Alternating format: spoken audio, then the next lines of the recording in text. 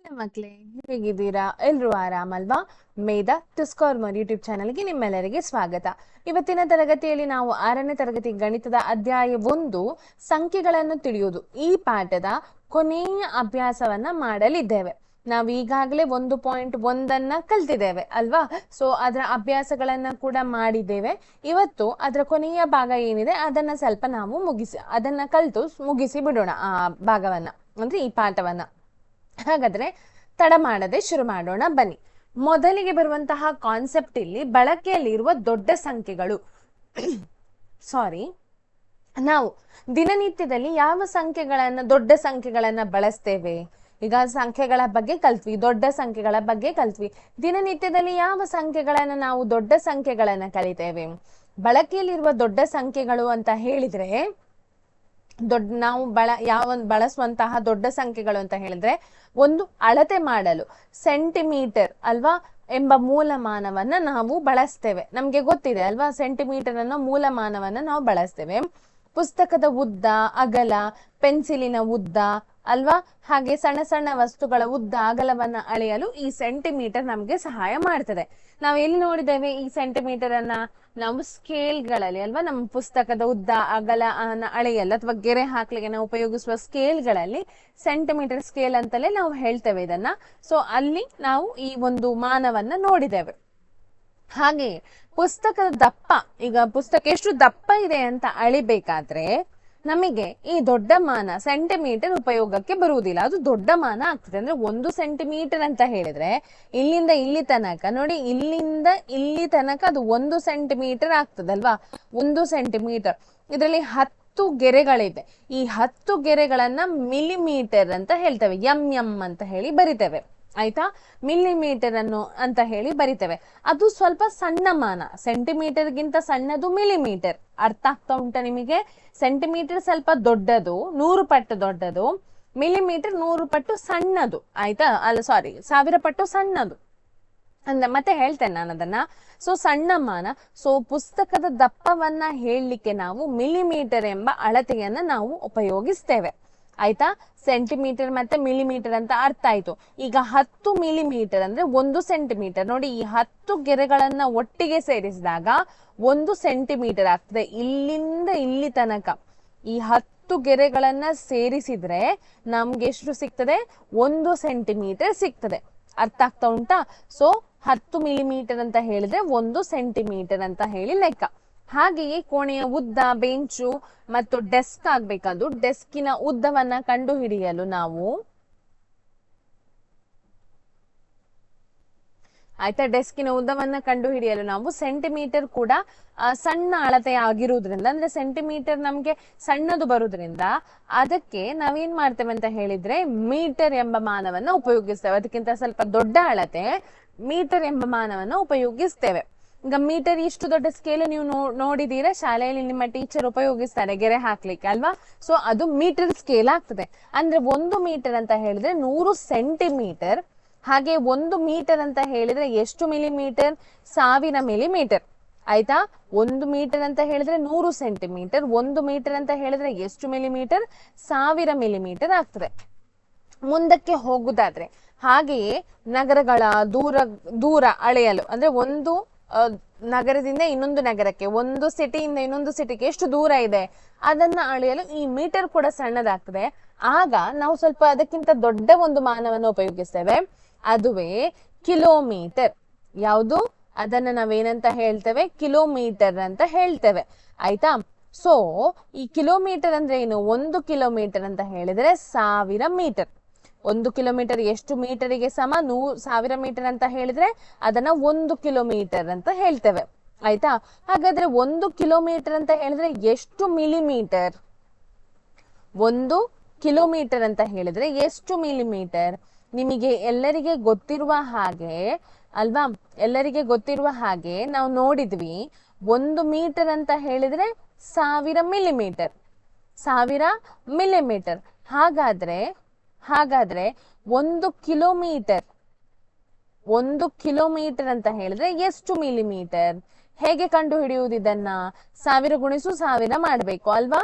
ಹೇಗೆ ಮಾಡಬೇಕು? 1000 ಗುಣಿಸು 1000 ಎಷ್ಟಾಗ್ತದೆ? 6 0 ಅಂತ ಹೇಳಿದ್ರೆ ಅದು ಎಷ್ಟಾಗ್ತದೆ?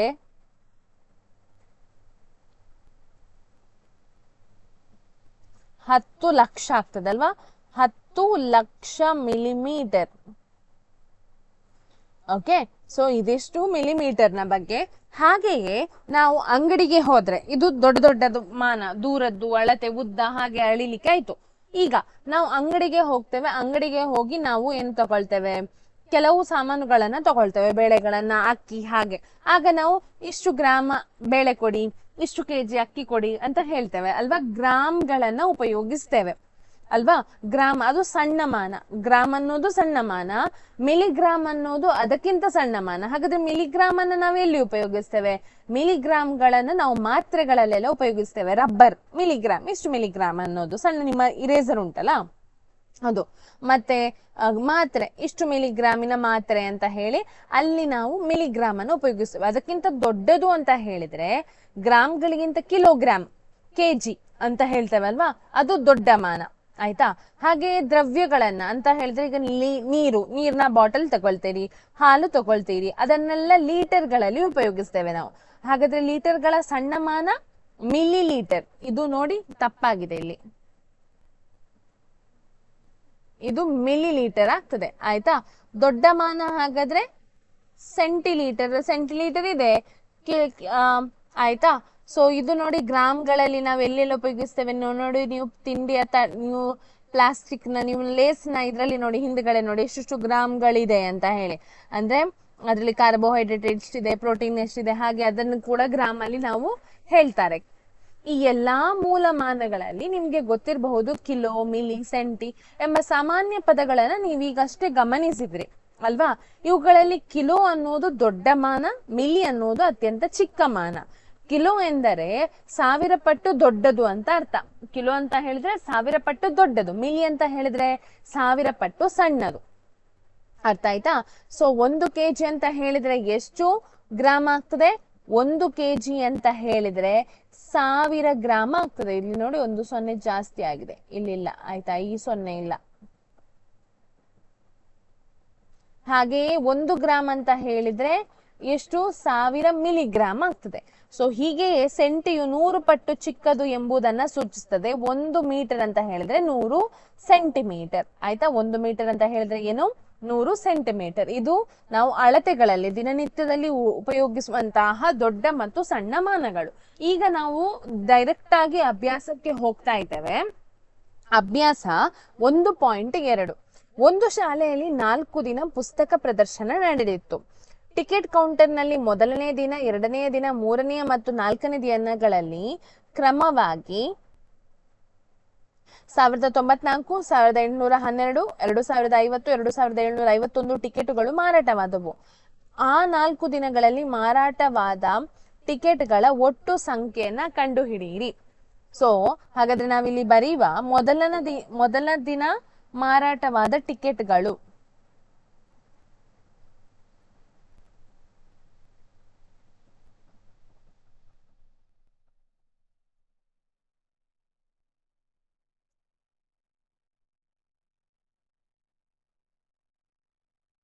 ಮೊದಲನೇ ದಿನ ಎಷ್ಟು ಟಿಕೆಟ್ ಹೋಯಿತು? 1094. ಹಾಗಾದ್ರೆ 2ನೇ ದಿನ ಮಾರಾಟವಾದ ಟಿಕೆಟು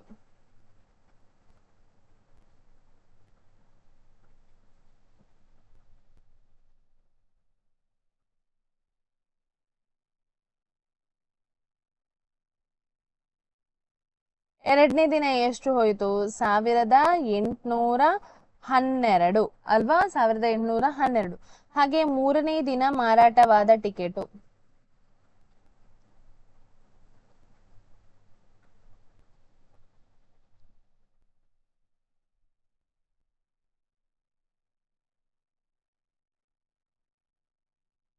ಎಷ್ಟು?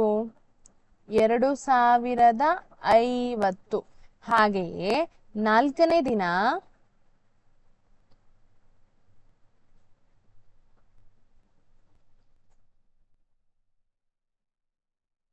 ಮಾರಾಟವಾದ ಟಿಕೆಟ್ಗಳು ಎಷ್ಟು? 4ನೇ ದಿನ ಎಷ್ಟು ಹೋಯ್ತು? 2751. ಹಾಗಾದ್ರೆ ನಮಗೆ ಕಂಡುಹಿಡಿಲಿಕ್ಕೆ ಏನು, 4 ದಿನಗಳಲ್ಲಿ ಮಾರಾಟವಾದ ಒಟ್ಟು ಟಿಕೆಟ್ ಎಷ್ಟು? ಹಾಗಾದರೆ ಚಿಹ್ನೆ ಹಾಕಿ, 4 ದಿನಗಳಲ್ಲಿ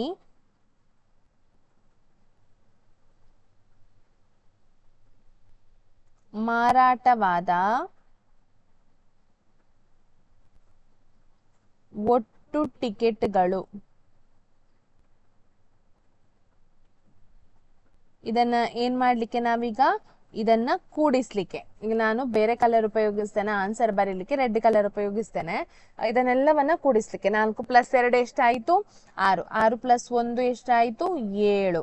ಆಯ್ತಾ? ಹೀಗೆ 9 + 1 10. 10 + 5 15. 15 + 5 20. 2 ಇಲ್ಲಿಗೆ ಹಾಕ್ಲಿಕ್ಕೆ. 2 + 8 10. 10 + 7 17. 1 ಉಳೀತು. 1 + 1 2 3 4 5 6 7. ಎಷ್ಟಾಯ್ತು? ಉತ್ತರ ಎಷ್ಟು? 7707 ಟಿಕೆಟ್ಗಳು ಮಾರಾಟವಾಯಿತು. ಆಯ್ತಾ? ಸೊ ಎರಡನೇ ಪ್ರಶ್ನೆಗೆ ಹೋಗೋಣ. ಈಗ ಎರಡನೇ ಪ್ರಶ್ನೆ ಏನ್ ಹೇಳ್ತದೆ ನೋಡಿ. ಶೇಖರ್ ಒಬ್ಬ ಖ್ಯಾತ ಕ್ರಿಕೆಟ್ ಆಟಗಾರನಾಗಿದ್ದಾನೆ. ಟೆಸ್ಟ್ ಪಂದ್ಯಗಳಲ್ಲಿ ಅವನು ಇದುವರೆಗೆ 6980 ರನ್ಗಳನ್ನ ಪಡೆದಿರುತ್ತಾನೆ. ಅವನು 10,000 ರನ್ಗಳನ್ನ ಪೂರೈಸಲು ಇಚ್ಛಿಸುತ್ತಾನೆ. ಹಾಗಾದರೆ ಅವನಿಗೆ ಇನ್ನೆಷ್ಟು ರನ್ಗಳ ಅವಶ್ಯಕತೆ ಇದೆ? ಅವನಿಷ್ಟರ ತನಕ ಪಡೆದುಕೊಂಡದ್ದು 6980 ರನ್ ಮಾತ್ರ. ಆದ್ರೆ ಅವನಿಗೆ ಆಸೆ ಎಷ್ಟು? 10,000 ರನ್ ಮಾಡ್ಬೇಕಂತ. ಹಾಗಾದ್ರೆ ಅವನಿಗೆ ಎಷ್ಟು ರನ್ಗಳನ್ನ ಇನ್ನು ಮುಂದಕ್ಕೆ ಆಡುವ ಮ್ಯಾಚ್ಗಳಲ್ಲಿ ಗಳಿಸಿದ್ರೆ ಅವನಿಗೆ 10,000 ರನ್ ಆಗ್ತದೆ? ಹಾಗಾದ್ರೆ ಇದನ್ನ ಏನ್ ಮಾಡುದು? ವ್ಯತ್ಯಾಸ ಕಂಡು ಹಿಡಿಯುವುದು. ವ್ಯತ್ಯಾಸ ಅಂತ ಹೇಳಿದ್ರೆ ಮೈನಸ್ ಮಾಡುದು. ಸೊ ನಾವು ಮೊದಲಿಗೆ ಬರೆಯುವ ಶೇಖರ್ ಪೂರೈಸಲು ಇಚ್ಛಿಸುವ ರನ್ಗಳ ಸಂಖ್ಯೆ. ಶೇಖರ್ ಪೂರೈಸಲು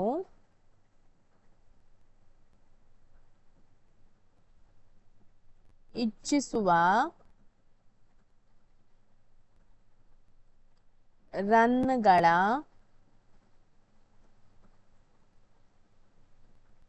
ಸಂಖ್ಯೆ. ಅವನಿಗೆ ಎಷ್ಟು ರನ್ ತೆಗಿಬೇಕಂತ ಉಂಟು? 10,000 ರನ್ ತೆಗಿಬೇಕಂತ ಉಂಟು. ಶೇಖರ್ ಪಡೆದ ರನ್ಗಳ ಸಂಖ್ಯೆ. ನೆಕ್ಸ್ಟ್ ಬರೆಯುವ ಶೇಖರ್ ಪಡೆದ ರನ್ಗಳ ಸಂಖ್ಯೆ. ಅವನಿಗೆ ಎಷ್ಟು ರನ್ ಇಷ್ಟರ ತನಕ ಸಿಕ್ಕಿದೆ? ಎಷ್ಟು ಸಿಕ್ಕಿದೆ? 6980 ರನ್ ಸಿಕ್ಕಿದೆ. ಹಾಗಾದ್ರೆ ಆ ಶೇಖರ್ನಿಂದ ಅವಶ್ಯವಿರುವ ರನ್ಗಳ ಸಂಖ್ಯೆ. ಹಾಗಾದರೆ ಶೇಖರ್ನಿಂದ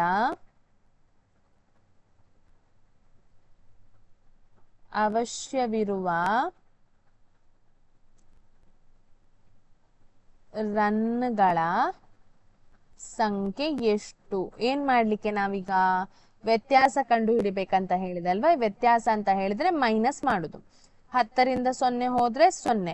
0ಯಿಂದ 8 ಹೋಗ್ತದಾ? ಇಲ್ಲ. ಹಾಗಾದ್ರೆ ಈ 1ಅನ್ನ ಇಲ್ಲಿಗೆ ತರ್ಬೇಕು. ಇದು 10 ಆಯ್ತು. ಈಗ ನನಗೆ 10ರಿಂದ ತೆಗಿಬೇಕಲ್ಲ. ಇದು 9 ಆಯ್ತು. ಇದು ಪುನಃ 10 ಆಯ್ತು. ಇದನ್ನು 9 ಮಾಡಿದೆ. ಇದನ್ನ 1 ತಂದೆ. 10 ಆಯ್ತು. 10ರಿಂದ 8 ತೆಗೆದ್ರೆ 2. 9ರಿಂದ 9 ತೆಗೆದ್ರೆ 0. 9ರಿಂದ 6 ತೆಗೆದ್ರೆ ಉಳಿಯುವುದೆಷ್ಟು? 3. ಸೊ ಎಷ್ಟು ರನ್ ಅವನಿಗೆ ತೆಗಿಬೇಕು? 3020 ರನ್ ಅನ್ನ ಅವನು ತೆಗೆದ್ರೆ ಅವನ ರನ್ ಎಷ್ಟಾಗ್ತದೆ? 10,000 ಆಗ್ತದೆ. ಓಕೆ. ಸೊ ನಾವು ಮೂರನೇ ಪ್ರಶ್ನೆಗೆ ಹೋಗೋಣ. ಮೂರನೇ ಪ್ರಶ್ನೆ ಏನ್ ಹೇಳ್ತದೆ ಕೇಳಿ. ಒಂದು ಚುನಾವಣೆಯಲ್ಲಿ ವಿಜೇತ ಅಭ್ಯರ್ಥಿಗೆ 7,77,500 ಮತಗಳು ದಾಖಲಾದವು ಮತ್ತು ಅವನ ಸಮೀಪದ ಪ್ರತಿಸ್ಪರ್ಧಿಗೆ 3,48,700 ಮತಗಳು ಲಭಿಸಿದವು. ಹಾಗಾದರೆ ವಿಜೇತ ಅಭ್ಯರ್ಥಿಯು ಎಷ್ಟು ಮತಗಳ ಅಂತರದಿಂದ ಚುನಾವಣೆಯನ್ನ ಜಯಿಸಿದನು? ಈಗ ನಾವು ಮೊದಲಿಗೆ ವಿಜೇತ ಅಭ್ಯರ್ಥಿಯ ದಾಖಲಾದ ಮತಗಳನ್ನ ಬರೆಯುವ. ಚುನಾವಣೆಯಲ್ಲಿ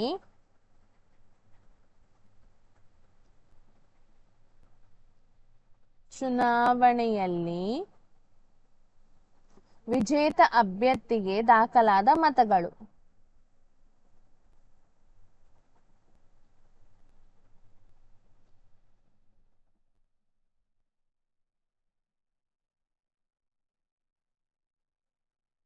ದಾಖಲಾದ ಮತಗಳು ಎಷ್ಟು? ವಿಜೇತ ಅಭ್ಯರ್ಥಿಗೆ ದಾಖಲಾದ ಮತಗಳು 5,77,500. ಅಲ್ವಾ? ಹಾಗಾದ್ರೆ ಪ್ರತಿಸ್ಪರ್ಧಿಗೆ ದಾಖಲಾದ ಮತಗಳು. ಪ್ರತಿಸ್ಪರ್ಧಿಗೆ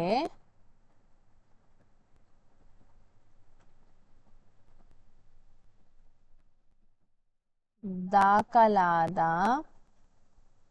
ಮತಗಳು ಎಷ್ಟು ದಾಖಲಾಯಿತು? 3,48,700 ಮತಗಳು ದಾಖಲಾಯಿತು. ಹಾಗಾದ್ರೆ ವಿಜೇತ ಅಭ್ಯರ್ಥಿ ಪಡೆದ ಮತಗಳ ಅಂತರ. ಹಾಗಾದರೆ ವಿಜೇತ ಅಭ್ಯರ್ಥಿ ಪಡೆದ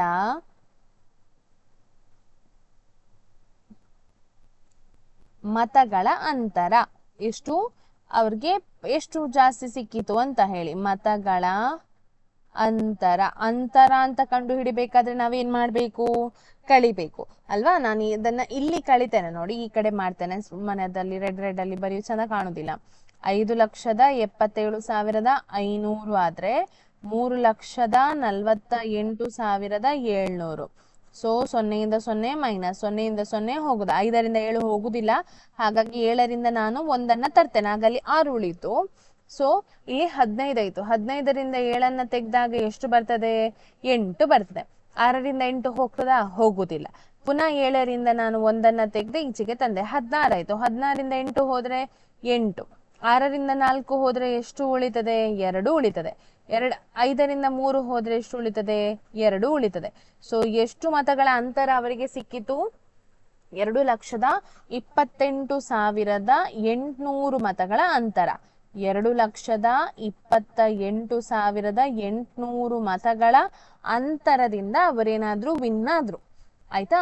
ಸೊ 4ನೇ ಪ್ರಶ್ನೆಗೆ ಬರೋಣ. 4ನೇ ಪ್ರಶ್ನೆ, ಕೀರ್ತಿ ಬುಕ್ ಸ್ಟೋರ್ ನಲ್ಲಿ ಜೂನ್ ಮೊದಲ ವಾರದಲ್ಲಿ ರೂಪಾಯಿ ಎಷ್ಟದು? 2,85,891 ಮೌಲ್ಯದ ಪುಸ್ತಕಗಳು ಮತ್ತು 2ನೇ ವಾರದಲ್ಲಿ ರೂಪಾಯಿ 4,768 ಮೌಲ್ಯದ ಪುಸ್ತಕಗಳು ಮಾರಾಟಗೊಂಡವು. 2 ವಾರಗಳಲ್ಲಿ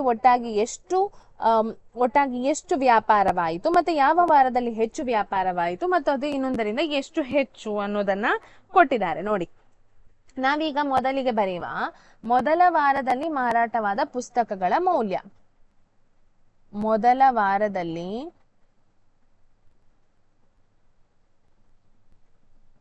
ಮಾರಾಟವಾದ ಪುಸ್ತಕಗಳ ಮೌಲ್ಯ.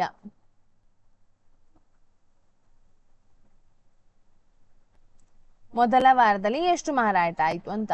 2,85,891 ಆಯ್ತಾ ರೂಪಾಯಿ. ಹಾಗೆ 2ನೇ ವಾರದಲ್ಲಿ ಮಾರಾಟವಾದ ಪುಸ್ತಕಗಳ ಮೌಲ್ಯ.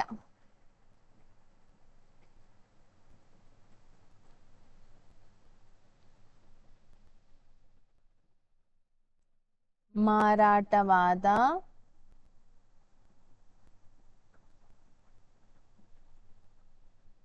ಪುಸ್ತಕಗಳ ಮೌಲ್ಯ ಎಷ್ಟು? 2ನೇ ವಾರದಲ್ಲಿ ಎಷ್ಟು ಮಾರಾಟ ಆಯ್ತು? 4,768 ಅಲ್ವಾ? ಸೊ ಒಟ್ಟು ವ್ಯಾಪಾರ ಎಷ್ಟು ಆಯ್ತು ಅಂತ ಹೇಳಿ ಕೇಳ್ತಾರೆ. ಹಾಗಾದರೆ ಒಟ್ಟು ವ್ಯಾಪಾರ ಎಷ್ಟಾಯ್ತು? ಒಟ್ಟು ವ್ಯಾಪಾರ ಅಂತ ಹೇಳಿದ್ರೆ ನಾವೇನ್ ಮಾಡ್ಲಿಕ್ಕೆ? ಕೂಡಿಸ್ಲಿಕ್ಕೆ. 1 + 8 9, 9 + 6 ಎಷ್ಟಾಯ್ತು? 15. 1 ಉಳಿಯಿತು, ಮೇಲೆ ಈಚೆಗೆ ತರ್ತೇನೆ. 8 + 8 16 ಆಗ್ತದೆ, 1 ಉಳಿತದೆ. 1 + 5 6 ಆಗ್ತದೆ. ಇಲ್ಲಿ 8 + 0 8, 2 + 4 6 ಆಗ್ತದೆ. ಸೊ ಎಷ್ಟು ವ್ಯಾಪಾರ ಆಯ್ತು? 6,86,659. ಹಾಗಾದ್ರೆ ಯಾವ ವಾರದಲ್ಲಿ ಅವರಿಗೆ ಹೆಚ್ಚು ವ್ಯಾಪಾರ ಆದದ್ದು? 2ನೇ ವಾರದಲ್ಲಿ. ಸೊ ಬರೆಯುವ. 2ನೇ ವಾರದಲ್ಲಿ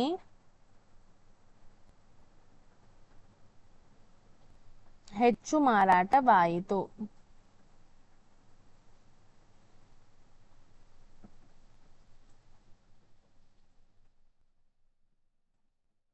ಮತ್ತೆ ಇನ್ನೊಂದರಿಂದ ಹೆಚ್ಚು ಎಷ್ಟು ಮಾರಾಟವಾಯಿತು ಅಂತ ಕೇಳ್ತಾ ಇದ್ದಾರಲ್ವಾ? ಇನ್ನೊಂದರಿಂದ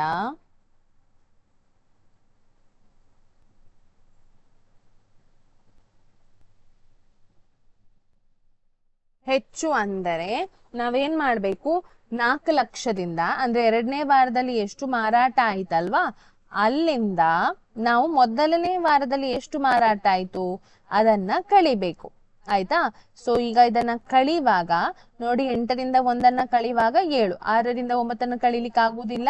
ಸೊ ಇಲ್ಲಿಗೆ 7ರಿಂದ 1 ತರ್ತೇನೆ ನಾನು. 10 ಈಚೆಗೆ ತರುವಾಗ ಅಲ್ಲೆಷ್ಟಾಯ್ತು, ಸಾರಿ 10 10 ಈಚೆಗೆ ತರ್ತೇನೆ.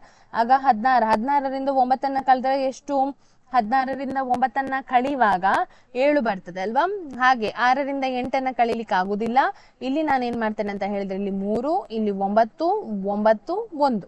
16ರಿಂದ 8 ಕಳಿವಾಗ 8, 9ರಿಂದ 5 ಕಳಿವಾಗ 4, 9ರಿಂದ 8 ಕಳಿವಾಗ 1, 3ರಿಂದ 2 ಕಳಿವಾಗ 1. ಸೊ ಉತ್ತರ ಎಷ್ಟು ಬಂತು, 1,14,877 ರೂಪಾಯಿ ಹೆಚ್ಚು ಮಾರಾಟ ಆಯ್ತು 2ನೇ ವಾರದಲ್ಲಿ. ಆಯ್ತಾ? ಸೊ 5ನೇ ಪ್ರಶ್ನೆಗೆ ಬರೋಣ. 5ನೇ ಪ್ರಶ್ನೆ ಏನ್ ಹೇಳ್ತದೆ ನೋಡಿ, 6, 2, 7, 4, 3 ಈ ಪ್ರತಿಯೊಂದು ಸಂಖ್ಯೆಯನ್ನು ಒಂದು ಬಾರಿ ಮಾತ್ರ ಬಳಸಿ ಬರೆಯಬಹುದಾದ ಅತಿ ದೊಡ್ಡ ಮತ್ತು ಅತಿ ಚಿಕ್ಕ ಸಂಖ್ಯೆಗಳ ನಡುವಿನ ವ್ಯತ್ಯಾಸ ಏನು ಅಂತ ಹೇಳಿ. ಸೊ ಮೊದಲಿಗೆ ನಾವು ಏನ್ ಮಾಡುವ, ದೊಡ್ಡ ಸಂಖ್ಯೆಯನ್ನ ಮಾಡುವ. ದೊಡ್ಡ ಸಂಖ್ಯೆ ಹೇಗೆ ಮಾಡುದಂತ ಗೊತ್ತಿದೆ ನಿಮ್ಗೆ ಅಲ್ವಾ. ದೊಡ್ಡ ಸಂಖ್ಯೆ ಹೇಗೆ ಮಾಡುದು, ದೊಡ್ಡ ಸಂಖ್ಯೆನ ಮೊದಲಿಗೆ ಬರುದು 7, 6, 4, 3, 2 ಇದು ದೊಡ್ಡ ಸಂಖ್ಯೆ. ಹಾಗೆ ಇದು ಚಿಕ್ಕ ಸಂಖ್ಯೆ ಹೇಗೆ ಮಾಡುದು, ಚಿಕ್ಕ ಸಂಖ್ಯೆ ಮಾಡುದಾದ್ರೆ ಉಲ್ಟ ಬರಿಬೇಕಲ್ವಾ. ನಾವು ಬಿಡಿಯಲ್ಲಿ ಏನ್ ಹಾಕಿದೇವ ಅದನ್ನ 100ರಲ್ಲಿ ಹಾಕ್ಬೇಕು. ಸೊ 2, 3, 4, 6, 7 ಅಲ್ವಾ. ಈಗ ಸಣ್ಣ ಸಂಖ್ಯೆ ಆಯ್ತು. ಹಾಗಾದ್ರೆ ಇವುಗಳ ವ್ಯತ್ಯಾಸ,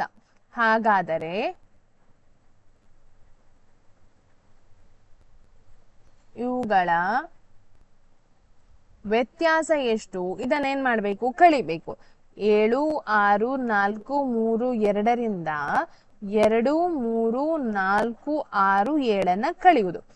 ಇಲ್ಲಿಂದ ಕಳಿಲಿಕ್ಕೆ ಆಗುದಿಲ್ಲಲ್ಲ, 12 ಮಾಡಿದೆ. 12ರಿಂದ 7 ಕಳಿಯುವಾಗ ಎಷ್ಟು ಬರ್ತದೆ, 5 ಬರ್ತದೆ. ಸೊ 3ರಿಂದ 6 ಕಳಿಲಿಕ್ಕೆ ಆಗುದಿಲ್ಲ, ಇಲ್ಲಿ 3 ಹಾಕಿದೆ, ಇಲ್ಲಿ 1. 12ರಿಂದ 6 ಕಳಿಯುವಾಗ 6 ಬರ್ತದೆ. 3ರಿಂದ 4 ಕಳಿಲಿಕ್ಕೆ ಆಗುದಿಲ್ಲ, ಇಲ್ಲಿ 5 ಆಯ್ತು, ಇದು 13 ಆಯ್ತು. 13ರಿಂದ 4 ಕಳಿಯುವಾಗ 9.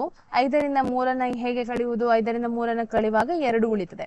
7ರಿಂದ 2 ಕಳಿಯುವಾಗ ಎಷ್ಟು ಉಳಿತದೆ, 5 ಉಳಿತದೆ. ಸೊ ಎಷ್ಟು ವ್ಯತ್ಯಾಸ ಬರ್ತದೆ, 5, 2, 9, 6, 5 ಅಂದರೆ 52,965 ಏನ್ ಬರ್ತದೆ, ಆ ಸಂಖ್ಯೆಗಳ ವ್ಯತ್ಯಾಸ ಬರ್ತದೆ. ಸೊ ಈಗ 6ನೇ ಪ್ರಶ್ನೆಗೆ ಹೋಗೋಣ ನಾವು. ಒಂದು ಯಂತ್ರವು ಒಂದು ದಿನದಲ್ಲಿ ಸರಾಸರಿ 2,825 ಸ್ಕ್ರೂಗಳನ್ನ ಉತ್ಪಾದಿಸುತ್ತದೆ.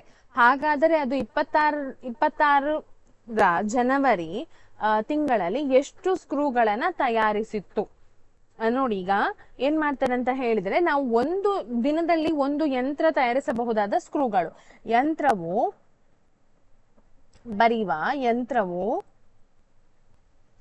ಒಂದು ದಿನದಲ್ಲಿ ಉತ್ಪಾದಿಸಿದ ಸ್ಕ್ರೂಗಳು, ಒಂದು ದಿನದಲ್ಲಿ ಉತ್ಪಾದಿಸಿದ ಸ್ಕ್ರೂಗಳ ಸಂಖ್ಯೆ ಅಲ್ವಾ, ಅಥವಾ ಸ್ಕ್ರೂಗಳು ಅಂತ ಹೇಳಿ ಬರೆಯುವ. ಎಷ್ಟು ಉತ್ಪಾದಿಸಿತು ಒಂದು ದಿನದಲ್ಲಿ, 2,825 ಸ್ಕ್ರೂಗಳನ್ನ ಉತ್ಪಾದಿಸ್ತದೆ. ಹಾಗಾದ್ರೆ ಜನವರಿ ತಿಂಗಳಲ್ಲಿ ಎಷ್ಟು ದಿನ ಇದೆ, ಹಾಗಾದರೆ ಜನವರಿ ತಿಂಗಳಲ್ಲಿ 35 ದಿನ ಇರುವುದರಿಂದ ಜನವರಿ ತಿಂಗಳಲ್ಲಿ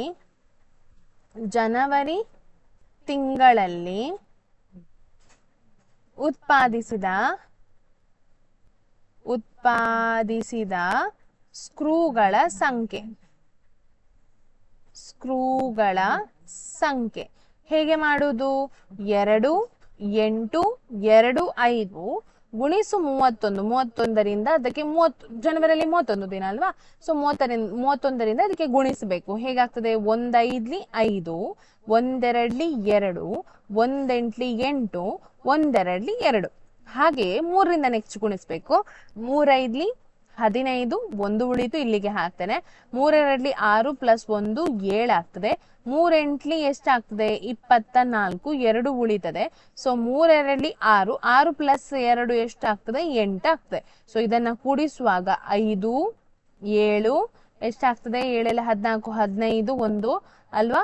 2 4 6 + 1 7 8. ಸೊ ಎಷ್ಟು ಉತ್ಪಾದಿಸ್ತದೆ ಅದು, 87,575 ಸ್ಕ್ರೂಗಳನ್ನ ಜನವರಿ ತಿಂಗಳಲ್ಲಿ ಅದೇನ್ ಮಾಡ್ತದೆ ಆ ಯಂತ್ರ ಉತ್ಪಾದಿಸ್ತದೆ. ಸೊ ಈಗ ನಾವು ನೆಕ್ಸ್ಟ್ಗೆ ಹೋಗೋಣ, ಅಂದ್ರೆ 7ನೇ ಪ್ರಶ್ನೆಗೆ ಹೋಗೋಣ. ಒಬ್ಬಳು ವ್ಯಾಪಾರಿಯ ಬಳಿ ರೂಪಾಯಿ 78,592 ಇದ್ದವು. ಅವಳ ಹತ್ರ ಅಷ್ಟು ರೂಪಾಯಿ ಇರ್ತದೆ. ಅವಳು ಪ್ರತಿಯೊಂದಕ್ಕೆ ರೂಪಾಯಿ 1,200ರಂತೆ 40 ರೇಡಿಯೋ ಸೆಟ್ಗಳನ್ನ ಬೇಡಿಕೆಗಳನ್ನ ಸಲ್ಲಿಸ್ತಾಳೆ. ಸೊ ಇವುಗಳ ಖರೀದಿಯ ನಂತರ ಅವಳ ಬಳಿಯಲ್ಲಿ ಎಷ್ಟು ಹಣ ಉಳಿಯುತ್ತದೆ ಅಂತ.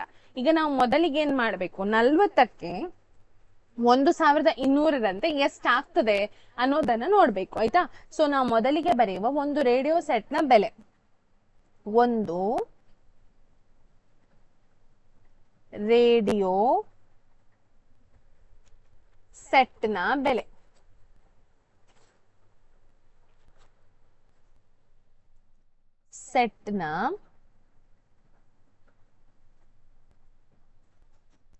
ಒಂದು ರೇಡಿಯೋ ಸೆಟ್ ನ ಬೆಲೆ ಎಷ್ಟು, 1,200 ರೂಪಾಯಿ ಅಲ್ವಾ. ಸೊ 40 ರೇಡಿಯೋ ಸೆಟ್ಗಳ ಬೆಲೆ ಎಷ್ಟು ಅಂತ ಹೇಳಿ ನೋಡ್ಬೇಕು ನಾವೀಗ. ಹಾಗಾದರೆ 40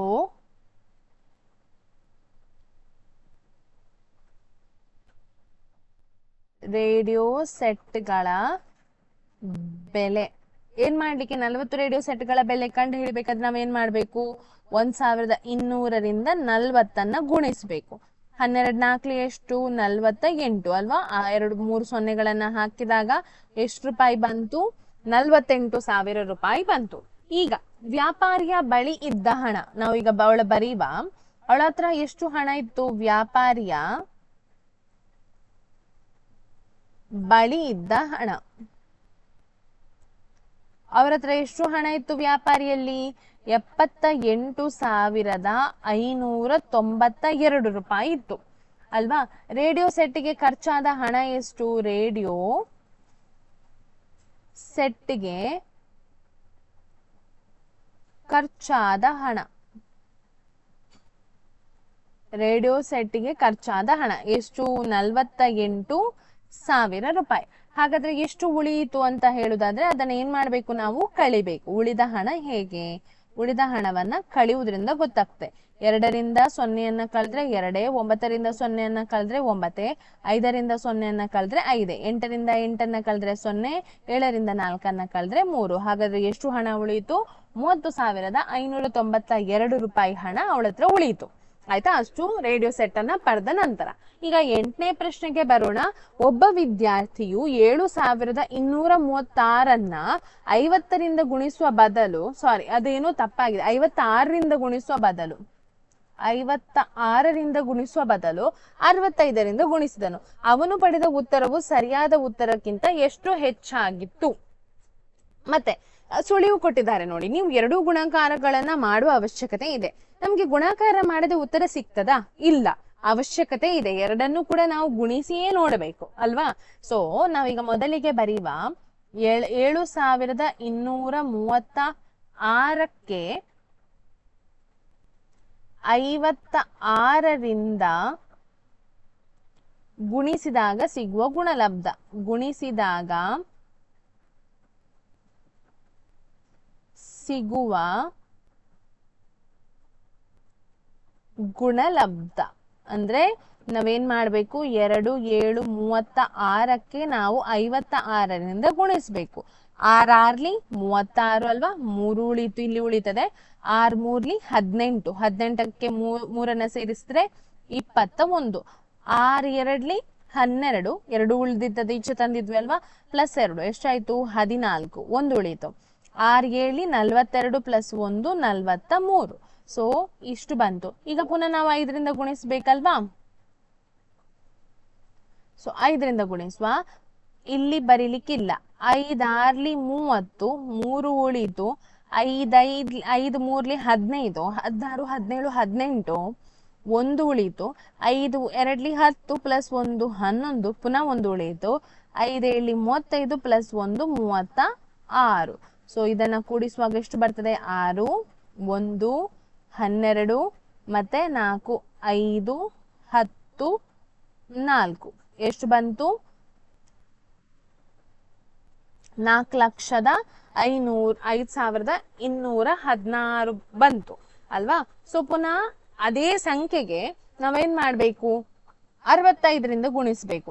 ಸೊ 7236ಕ್ಕೆ 65ರಿಂದ ಗುಣಿಸಿದಾಗ ನಾವು ಹಾಗೆ ಬರೀವ, ಅಷ್ಟೇ ಬರೀವ, ಏನ್ ಸಿಗ್ತದೆ ನೋಡುವ. 7 2 3 6 ಗುಣಿಸು 6 5. ಈಗ 5ರಿಂದ ಗುಣಿಸ್ಲಿಕ್ಕೆ 5 6ಲಿ 30, 3 ಉಳಿತು. 5 3ಲಿ 15, 15 + 3 18, 1 ಉಳಿತು. 5 2ಲಿ 10 + 1 11, 1 ಉಳಿತು.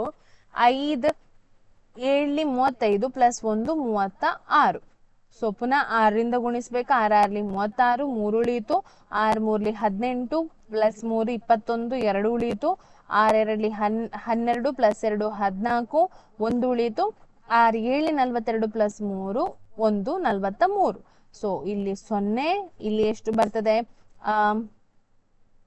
ಎಷ್ಟು ಬರ್ತದೆ, 14 ಬರ್ತದೆ. ಅನಂತರ ಇಲ್ಲಿ 3 ಬರ್ತದೆ, 10 ಬರ್ತದೆ. ಅನಂತರ 6 + 1 7 ಬರ್ತದೆ, 4 ಬರ್ತದೆ ಅಲ್ವಾ. ಸೊ ಇದಿಷ್ಟು ಉತ್ತರ ಬಂತು. ಈಗ ನಾವೇನ್ ಮಾಡ್ಬೇಕು, ಅದರ ವ್ಯತ್ಯಾಸ ಕಂಡು ಹಿಡಿಬೇಕು. ವಿದ್ಯಾರ್ಥಿ ಪಡೆದ ಉತ್ತರ ಮತ್ತೆ ಸರಿಯಾದ ಉತ್ತರ ಮತ್ತೆ ವ್ಯತ್ಯಾಸ. ಸೊ ಇಲ್ಲಿ ಬರಿತೇನೆ ನಾನು, ವಿದ್ಯಾರ್ಥಿ ಪಡೆದ ಉತ್ತರ.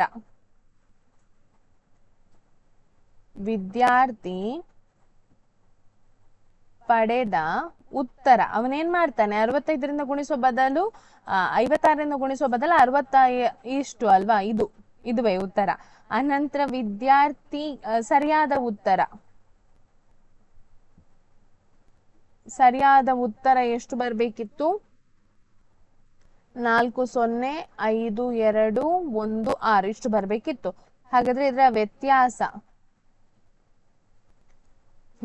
ನಾನು ಇಲ್ಲಿ ಬರಿತೇನೆ ನೋಡಿ, ರೆಡ್ ಕಲರ್ ಅಲ್ಲಿ ವ್ಯತ್ಯಾಸ ಇಲ್ಲಿ ಬರಿತೇನೆ. 4 7 0 3 4 0, ಅನಂತರ 4 0 5 2 1 6.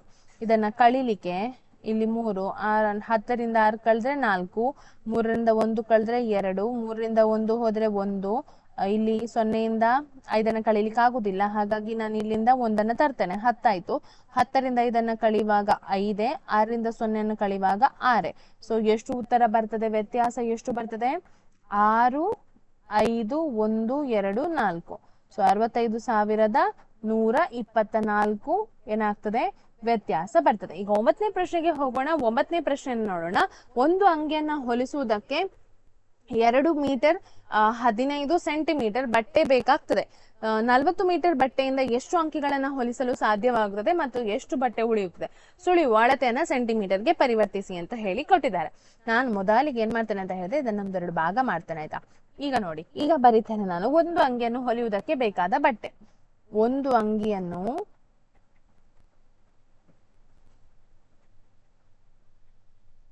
ಹೊಲಿಯುವುದಕ್ಕೆ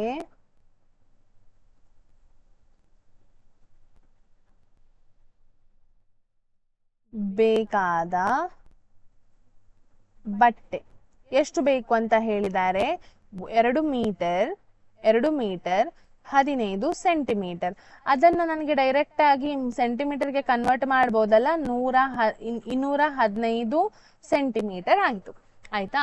ಈಗ 40 ಮೀಟರ್ ಬಟ್ಟೆಯಿಂದ ಹೊಲಿಯುವ ಅಂಗಿಗಳ ಸಂಖ್ಯೆ, 40 ಮೀಟರ್ ಬಟ್ಟೆಯಿಂದ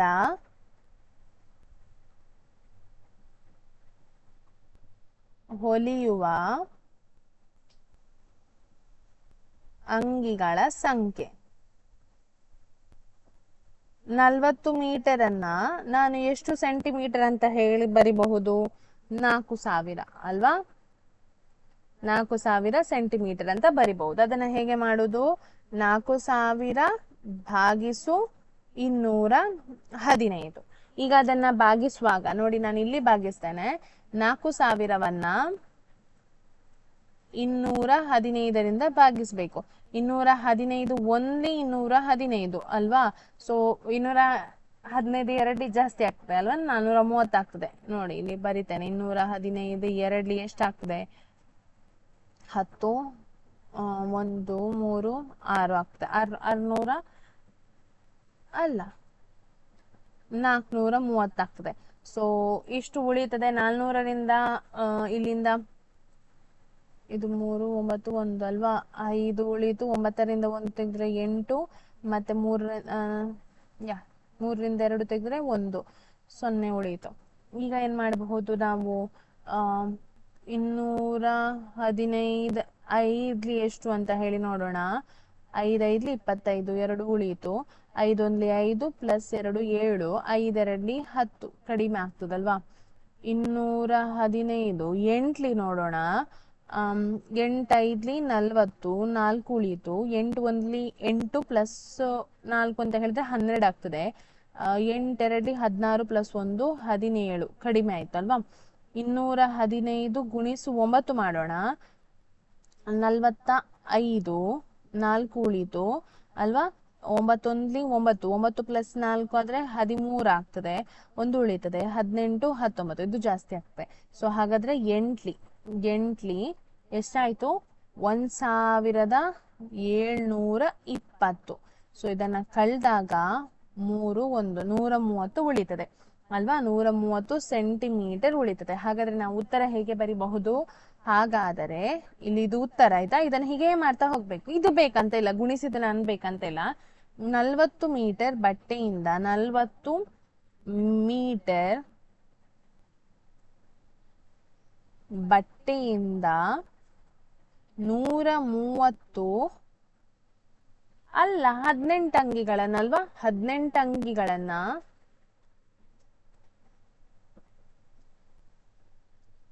18 ಅಂಗಿಗಳನ್ನು ಹೊಲಿಯಲು ಸಾಧ್ಯ.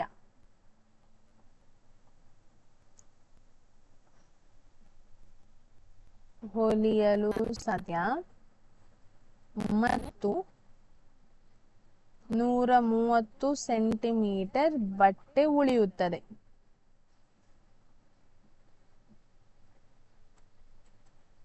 ಆಯ್ತಾ. ಸೊ ಇದು 9ನೇ ಪ್ರಶ್ನೆಗೆ ಉತ್ತರ. ಕೊನೆಯ 3 ಪ್ರಶ್ನೆಗಳು ಬಾಕಿ ಇದೆ. 10ನೇ ಪ್ರಶ್ನೆಗೆ ಬರೋಣ.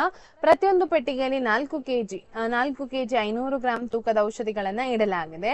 800 ಕೆಜಿಗಿಂತ ಹೆಚ್ಚಿನ ಭಾರವನ್ನ ಹೊರಲಾಗದ ಒಂದು ವ್ಯಾನ್ ನಲ್ಲಿ ಅಂತಹ ಎಷ್ಟು ಪೆಟ್ಟಿಗೆಗಳನ್ನ ಇಡಬಹುದು ಅಂತ ಹೇಳಿ ಕೇಳಿದ್ದಾರೆ.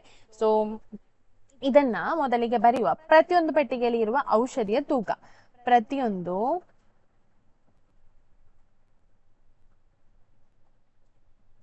ಪೆಟ್ಟಿಗೆಯಲ್ಲಿರುವ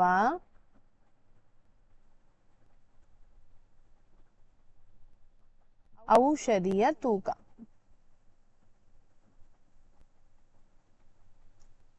ಎಷ್ಟು ತೂಕ ಎಷ್ಟು ಇದೆ? 4 ಕೆಜಿ 500 ಗ್ರಾಂ ಅಲ್ವಾ. ಅದನ್ನ ಹೇಗೆ ಬರಿಬಹುದು? 4500 ಗ್ರಾಂ ಅಂತ ಹೇಳಿ ಬರಿಬಹುದು ಅಲ್ವಾ. ಡೈರೆಕ್ಟ್ ಆಗಿ ಬರ್ದೆ.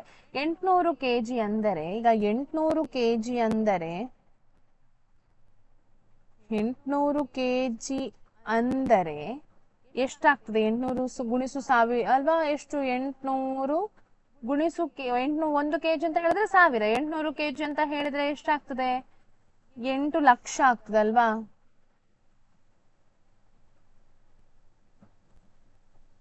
ಹ 8 ಲಕ್ಷ ಗ್ರಾಂಗಿಂತ ಹೆಚ್ಚಿನ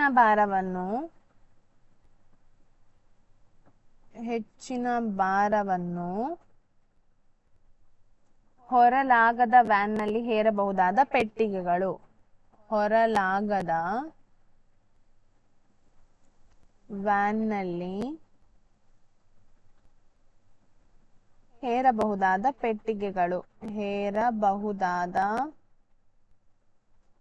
ಪೆಟ್ಟಿಗೆಗಳ ಸಂಖ್ಯೆ ಅಥವಾ ಪೆಟ್ಟಿಗೆಗಳು. ಈಗ ನಾವಿದನ್ನ ಭಾಗಿಸ್ಬೇಕು. 8000 ಭಾಗಿಸು 4500 ಆಯ್ತಾ. ಸೊ ಇದನ್ನ ಭಾಗಿಸುವಾಗ ಹೇಗಾಗ್ತದೆ? ಈಗ ನಮ್ಗೆ ಮಗ್ಗಿ ಗೊತ್ತಿರ್ಬೇಕಲ್ವಾ. ಮಗ್ಗಿಯನ್ನ ನಾನು ಬೇರೆ ಕಲರ್ ಅಲ್ಲಿ ಬರಿತೇನೆ, ಇದು ಸ್ವಲ್ಪ ನಿಮ್ಗೆ ಈಸಿ ಆಗ್ಲಿಕ್ಕೆ ಅಂತ ಹೇಳಿ. 4500 ಗುಣಿಸು 1 ಅಂತ ಹೇಳಿದ್ರೆ ಅಷ್ಟೇ ಆಗ್ತದೆ. ಸೊ 2ರಿಂದ 45, 2 ಎಷ್ಟು? 90 ಬರ್ತದಲ್ವಾ. ಸೊ 9000 ಆಗ್ತದೆ. 45 ಗುಣಿಸು 3 ಆಗ್ತದೆ. 3 ಮಾಡಿದ್ರೆ ಎಷ್ಟಾಗ್ತದೆ?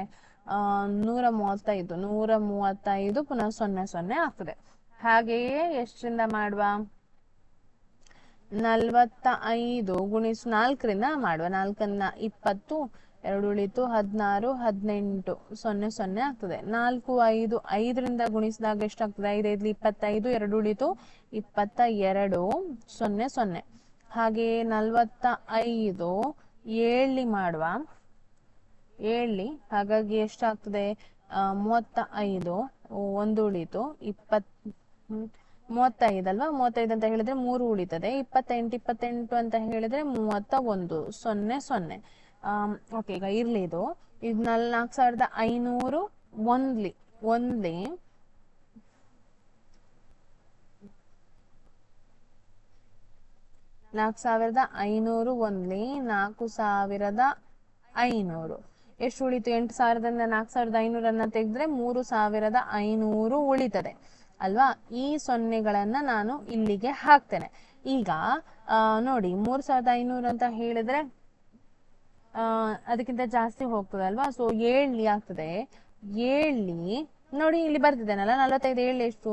3115, ಅಂದ್ರೆ 315, 0 0. ಪುನಃ ಎಷ್ಟು ಉಳಿತು?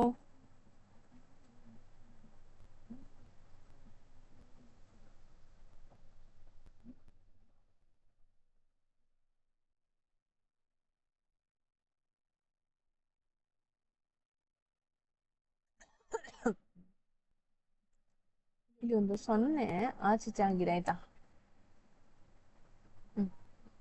ಈಗ ಎಷ್ಟಾಯ್ತು? 3500ರಿಂದ ಇದನ್ನ ಕಳಿವಾಗ ಎಷ್ಟು ಬಂತು? ಇದು 0, ಇದು 0, ಇದು 5, ಇದು ಎಷ್ಟು? 4ರಿಂದ ಇದು ಇಷ್ಟು ಬಂತಲ್ವಾ? ಸೊ ಹಾಗಾದ್ರೆ ಉತ್ತರ ಹೇಗೆ ಬರಿಬಹುದು? 177 ಪೆಟ್ಟಿಗೆಗಳನ್ನು ವ್ಯಾನ್ ನಲ್ಲಿ ಹೇರಲು ಬರುತ್ತದೆ. ವ್ಯಾನ್ ನಲ್ಲಿ ಹೇರಬಹುದು, ಅದಕ್ಕಿಂತ ಹೆಚ್ಚಿದ ಆಗುದಿಲ್ಲ, ಹೇರಬಹುದು. ಸೊ ಇದು 10ನೇದಾಯ್ತು. ಕೊನೆಗೆ 11ನೇ ಪ್ರಶ್ನೆಗೆ ಹೋಗೋಣ. 11ನೇ ಪ್ರಶ್ನೆ ಏನ್ ಹೇಳ್ತದೆ ಕೇಳಿ. ಒಬ್ಬಳು ವಿದ್ಯಾರ್ಥಿಯ ಶಾಲೆ ಮತ್ತು ಅವಳ ಮನೆಯ ನಡುವಿನ ದೂರ 1 ಕಿಲೋಮೀಟರ್ 875 ಮೀಟರ್ ಇದೆ. ಪ್ರತಿದಿನ ಅವಳು ಕಾಲ್ನಡಿಗೆಯಲ್ಲಿ ಹೋಗಿ ಬರ್ತಾಳೆ. ಆ 6 ದಿನಗಳಲ್ಲಿ ಕ್ರಮಿಸಿದ ಒಟ್ಟು ದೂರವನ್ನ ಕಂಡುಹಿಡಿಯಿರಿ ಅಂತ. ವಿದ್ಯಾರ್ಥಿ ಒಂದು ದಿನದಲ್ಲಿ ಕ್ರಮಿಸಿದ ದೂರ. ನಾವು ಮೊದಲಿಗೆ ಬರೆಯುವ ವಿದ್ಯಾರ್ಥಿನಿಯು ಅಲ್ವಾ? ಒಂದು ದಿನದಲ್ಲಿ ಕ್ರಮಿಸಿದ ದೂರ ಅವಳು ಹೋಗಿ ಬರುತ್ತಾಳೆ ಅಂತ ಹೇಳಿದ್ದಾರೆ. ಹಾಗಾದ್ರೆ ಅದನ್ನ ಏನ್ ಮಾಡ್ಬೇಕು? ನಾವು ಕೂಡಿಸಬೇಕು 2 ಸಲ ಅಲ್ವಾ? ಅವಳು ಒಮ್ಮೆ ಹೋಗುದು ಮತ್ತೆ ಬರುದು ಸೇಮ್. 700 875 ಇದನ್ನ ಕೂಡಿಸುವಾಗ ಎಷ್ಟು ಬರ್ತದೆ? 3 ಕಿಲೋಮೀಟರ್. ಹೇಳಿ ಎಷ್ಟು ಬರ್ತದೆ? ಮಾಡಿ ನೋಡಿ. 750 ಮೀಟರ್ ಬರ್ತದೆ, ಆಯ್ತಾ? ಸೊ ವಿದ್ಯಾರ್ಥಿಯು 6 ದಿನಗಳಲ್ಲಿ ಕ್ರಮಿಸಿದ ದೂರ, ಆಯ್ತಾ? ಇದನ್ನ ಹೇಗೆ ಬರಿಬಹುದು? ನಾನು ಇದನ್ನ ಬರೆಯುವುದಾದ್ರೆ 375 ಮೀಟರ್ ಅಂತ ಹೇಳಿ ಬರಿಬಹುದು ಅಲ್ವಾ? ಸೊ ಹಾಗಾದ್ರೆ ವಿದ್ಯಾರ್ಥಿನಿಯು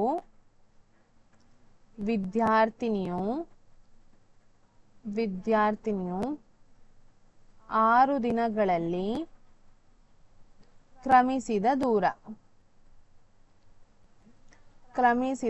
6 ದಿನಗಳಲ್ಲಿ ಕ್ರಮಿಸಿದ ದೂರ ಅಂತ ಹೇಳಿದ್ರೆ ಏನ್ ಮಾಡ್ಬೇಕು? ನಾವು 6ರಿಂದ ಗುಣಿಸ್ಬೇಕು. ಗುಣಿಸುವ 0 6 0, 6 5 30, 3 ಉಳಿಯಿತು. 6 7 ಎಷ್ಟು? 42, 42 ಪ್ಲಸ್ 3 45 ಆಗ್ತದೆ. 4 ಉಳಿತದೆ. 6 3 18, 18 ಪ್ಲಸ್ 4 ಎಷ್ಟಾಗ್ತದೆ? 22 ಆಗ್ತದೆ. ಅಂದ್ರೆ 22,500 ಮೀಟರ್ ಅವಳೇನ್ ಮಾಡ್ತಾಳೆ? ಕ್ರಮಿಸ್ತಾಳೆ, ಆಯ್ತಾ? 6 ದಿನಕ್ಕೆ ಹೋಗಿ ಬರುದು ಅಷ್ಟು ಮಾಡ್ತಾಳೆ, ಆಯ್ತಾ? ಸೊ 22 ಕಿಲೋಮೀಟರ್ 500 ಮೀಟರ್ ಹಾಗೆ ಕೂಡ ಬರಿಬಹುದು. ಸೊ ಇದಾಯ್ತು. ಕೊನೆಯದಾಗಿ ಒಂದು ಪ್ರಶ್ನೆ ಬಾಕಿ ಇದೆ, ಅದನ್ನ ಮುಗಿಸುವ. ಒಂದು ಪಾತ್ರೆಯು 4 ಲೀಟರ್ 500 ಮಿಲಿಲೀಟರ್ ಮೊಸರನ್ನ ಹೊಂದಿದೆ. 25 ಮಿಲಿಲೀಟರ್ ಗಾತ್ರವಿರುವ ಎಷ್ಟು ಲೋಟಗಳಲ್ಲಿ ಅದನ್ನು ತುಂಬಲು ಸಾಧ್ಯವಿದೆ ಅಂತ. ಮೊದಲಿಗೆ ನಾವು ಬರೆಯುವ ಪಾತ್ರೆಯಲ್ಲಿನ ಮೊಸರಿನ ಪ್ರಮಾಣ. ಪಾತ್ರೆಯಲ್ಲಿನ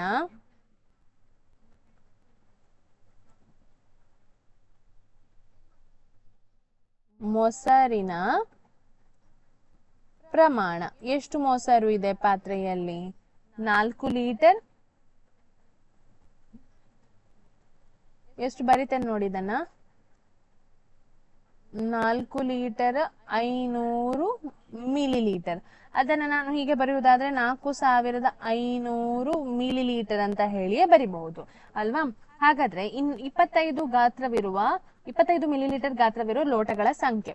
25 ಮಿಲಿಲೀಟರ್ ಗಾತ್ರವಿರುವ ಲೋಟಗಳ ಸಂಖ್ಯೆ. ಎಷ್ಟು ಲೋಟಗಳಲ್ಲಿ ಅದನ್ನ ತುಂಬಿಸಬಹುದು ಅಂತ ಹೇಳಿದಾರಲ್ವಾ. ಸೊ ಸಂಖ್ಯೆ ಇದನ್ನ ಏನ್ ಮಾಡುದು, 4500 ಮಿಲಿಲೀಟರ್ ಭಾಗಿಸು 25. ಸೊ ಇದನ್ನ ಮಾಡುವ. 4500 25ರಿಂದ ಗುಣಿಸ್ಲಿಕ್ಕೆ. ಸೊ 25 ಒಂದ್ಲಿ 25 ಆಗ್ತದೆ. ಎಷ್ಟು ಉಳಿತದೆ?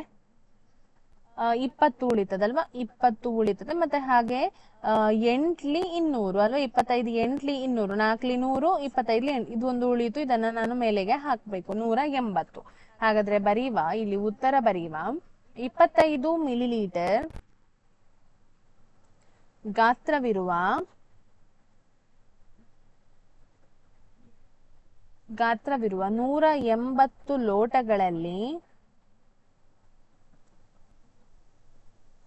ತುಂಬಲು ಸಾಧ್ಯ. ಮೊಸರನ್ನ ತುಂಬಲು ಸಾಧ್ಯ. ಸೊ ಇದಿಷ್ಟು ಈ ಪ್ರಶ್ನೆಗೆ ಉತ್ತರ. ಇವತ್ತು ನಾವು ಎಲ್ಲ ಅಂದ್ರೆ ಅದರಲ್ಲಿರುವ 1.2 ಕಂಪ್ಲೀಟ್ ಮಾಡಿದ್ದೇವೆ. ಸೊ ಮುಗಿಸಿದ್ದೇವೆ. ಸೊ ವಿಡಿಯೋ ಇಷ್ಟ ಆಗಿದ್ರೆ ಲೈಕ್ ಮಾಡಿ, ಶೇರ್ ಮಾಡಿ ಮತ್ತು ಚಾನೆಲ್ ಅನ್ನ ಸಬ್ಸ್ಕ್ರೈಬ್ ಮಾಡಿ ಅಂತ ಹೇಳ್ತಾ ಎಲ್ಲರಿಗೂ ಧನ್ಯವಾದಗಳು. ಮತ್ತೆ ನಿಮ್ಗೆ ಆದಷ್ಟು ನಿಮ್ಮ ಫ್ರೆಂಡ್ಸ್ಗೆ ಇದನ್ನ ಶೇರ್ ಮಾಡಿ. ಚಾನೆಲ್ ಅನ್ನ ಯಾರೆಲ್ಲ ಸಬ್ಸ್ಕ್ರೈಬ್ ಮಾಡಿಲ್ವೋ ಸಬ್ಸ್ಕ್ರೈಬ್ ಮಾಡಿ ಅಂತ ಹೇಳ್ತಾ ಎಲ್ಲರಿಗೂ ಧನ್ಯವಾದಗಳು.